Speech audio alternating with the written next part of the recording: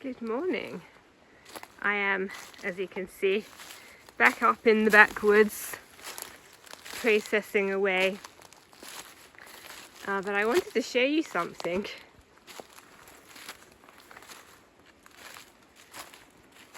It's this here. Now, this piece of wood, for all intents and purposes, looks very much like the trees that are next to it, except for the fact this is actually the limb that's snapped off a tree and has fallen down to the ground. You can see how big some of the limbs get, and of course they get bigger than that, which is one of the reasons why after the bushfire I didn't come up here for a very long time. That would spell disaster if that hit you on the head. And all the branches, kept snapping off. That's why the ground's so littered. But that's not the point, in a way. The point is, this limb is huge, but I can't for the life of me work out what tree it came off of, because none of the trees here are that big. Most of the trees around here are the size of that limb. It's really weird. It's fallen off of something. I can't for the life of me think what. Well, that's that wood that I was working on up there processed, and I'm now on the centre footpath because I haven't mentioned this before, but at about the same time the big tree fell down towards the top of our drive, our very own big tree also fell down. I haven't been documenting this tree, but it has been dead for quite a long time. It is a very big tree, and for a while it was being propped up by the tree next to it. But obviously, whatever the event was which brought the big tree down, also brought our big tree down. So I'm heading up there now because our plan currently, although the best laid plans and all of that, but our current plan is to process it on Sunday. And I haven't actually had a look at it yet. So what I like to do for big jobs like this is go and assess the situation so I can think about a plan of action. So I'm heading up there now, and I thought you might like to come and have a look too. I can already see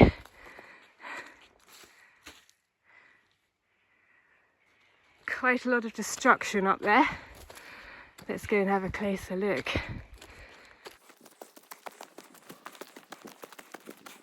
Jeez, okay. It's sort of worse than I thought. Okay.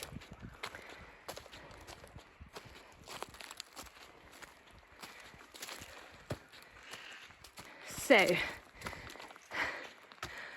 Christ, okay. This is our big tree, and it had been dead for a long time, dead since before the bushfire, and it had started to hollow out, and it was on a lean, and it was being propped up by this tree, which it seems as if I thought it would just snap a branch off of it, but what it's actually done is felled it as well. This is a very, very big tree. It may even be too big for us to do too much with. Now, I don't know how we'd lift that, even little sections of that.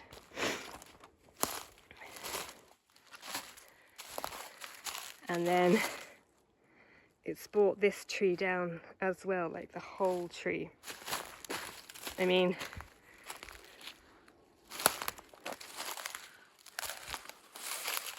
this tree isn't looking great either. I don't want that. I've been trying to deal with these sorts of fire laddery things, so that may need to have something happen to it. It's brought this tree down too, and it's brought this tree down. So what is that?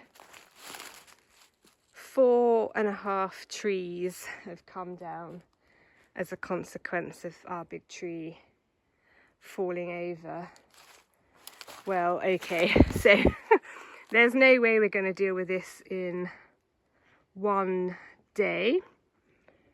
So what we're probably best to do is start here and work our way up. Formulating a plan as I go, I think what we're going to do is take these leaves off, and now that we're out of the fire danger period, I can take these down and have them as a basis for the bonfire. We can chop these up into manageable chunks.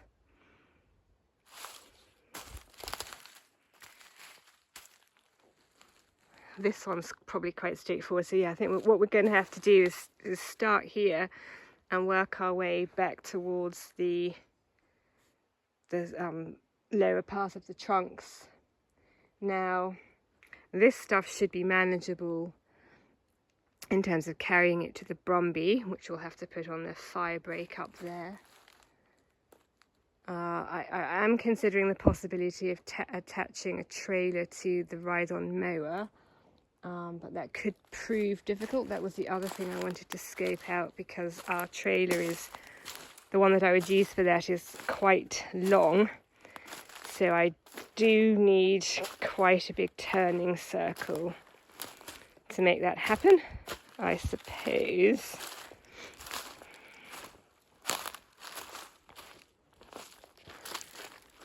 I suppose that could possibly do it if I cleared out some of those. Well, okay, so more work than I thought it was going to be.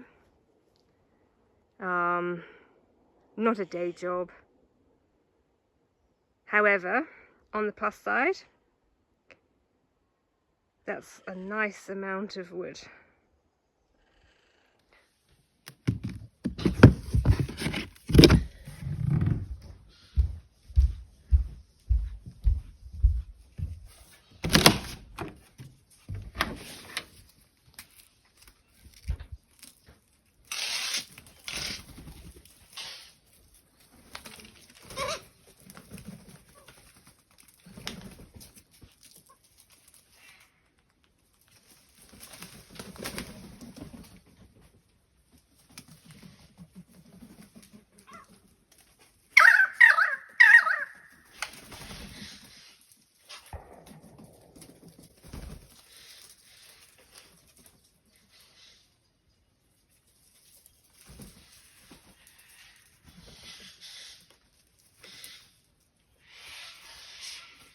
As my wardrobe reviving continues, I yesterday took delivery of this, which means that one of the things I was planning on doing was reproofing some of our waxed canvas products. So that includes this Gillet, or Gillet as I like to call it, from an Australian brand, Didgeridooners. This is my sort of going out in autumn gillet. I have got my actual barber gillet, which is what I wear when I am on the property, because it's nice and long. I can sit on the mower and not get a wet backside, but it's probably a bit too big for me to be seen off the property in it realistically. And then Will's got a didgeridooner's one of his own. I also have a coat, if this works out nicely, that I plan to try doing this on, and actually also a pair of waxed canvas shoes. But I thought I would start with this, only because if it doesn't go to plan, in some respects this is the thing that I am least worried about having it go wrong on. So I'm going to start with mine and then see how we go. You may not be able to easily read the instructions, but essentially what I need to do is, on a warm day, which it is, place this into a pan of hot water so that it softens up, and then I need to rub it in to the waxed canvas. I can then spread it out a bit with a hairdryer should I wish, and then it needs to hang somewhere quite warm. So it's a good day for me to do this today. It's nice and sunny and warm. The range is currently going, so I can have that warm water that I require, although I can also, I suppose, boil the kettle, and then I will take it from there. I have made a start, and I wanted to show you the difference it is making. So this is the back of my didgeridooner's gillet, and I have done this side, and I have yet to do this side. I think you can see that is amazing. Now it remains to be seen how it's going to look when it dries. Before I melted this was white, it looked a bit like a candle, and as it's melted it's gone transparent. So there is every chance this could dry white. I am trying to follow the instructions and rub it in really well and use it somewhat sparingly, but we shall find out.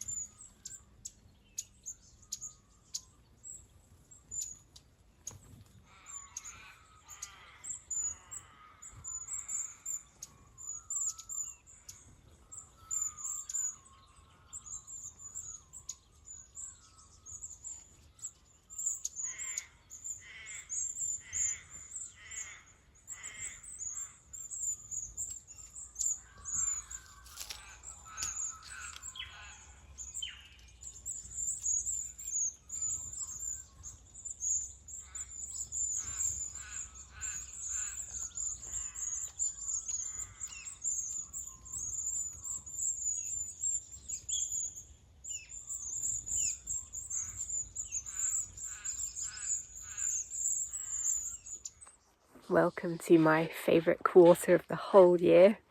So as I film, the autumn equinox is behind us, and we're on the rapid descent into the winter solstice.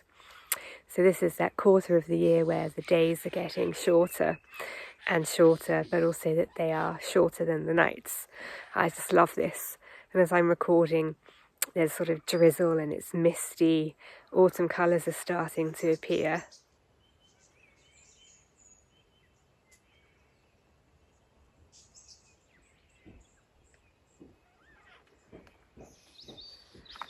I'm going to leave you here this week because Will and I are in the process of packing for yet another trip to the city.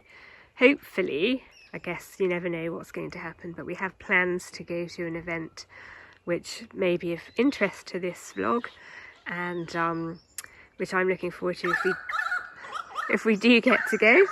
But before that, we're busy packing, and in spite of the weather, I am going to attempt to mow the lawn because I'm sort of running out of opportunities. We'll see how that goes. I never like mowing it when it's wet, but sometimes you just have to.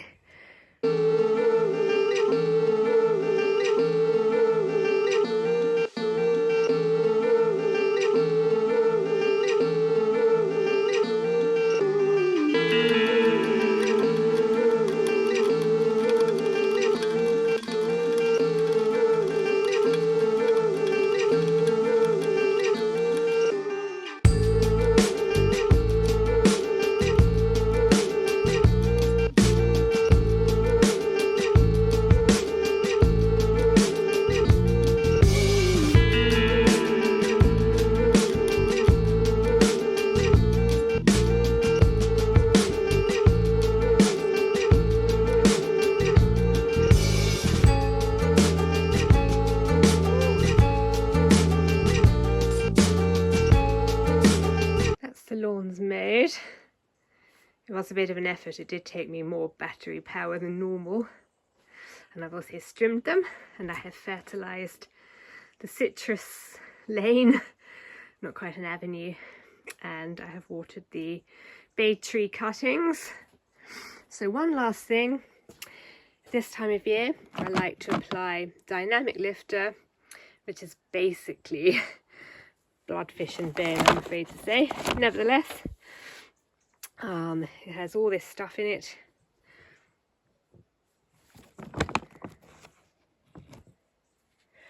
Which is very handy because of a combination of the climate, the temperatures, but mostly these big eucalyptus trees. There is a tendency for the soil around here to be fairly poor.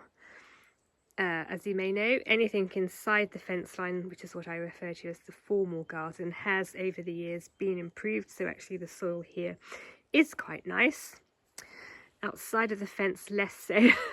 However, I like to keep it nice by continually adding to it. So in autumn and spring I add dynamic lifter, and in winter I add manure, and then in spring as well I add manure to the flower beds. So I'm constantly trying to keep topping it up, and then certain plants I additionally fertilise, and that is basically the citrus because it's very hungry, and anything that's in flower just to help it along.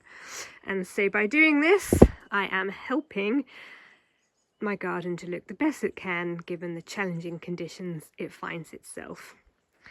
I'm glad I'm doing this sort of before we go away, because you can get reduced odour dynamic lifter, which is actually quite good. It's not odour free, but it does smell a bit pungent, and it is good to be able to get out of the way for a few days to allow that to die down. And it is also handy to put it down on a day where there is moisture about. I'll leave you with my lovely garden and I will catch up with you next week from the city.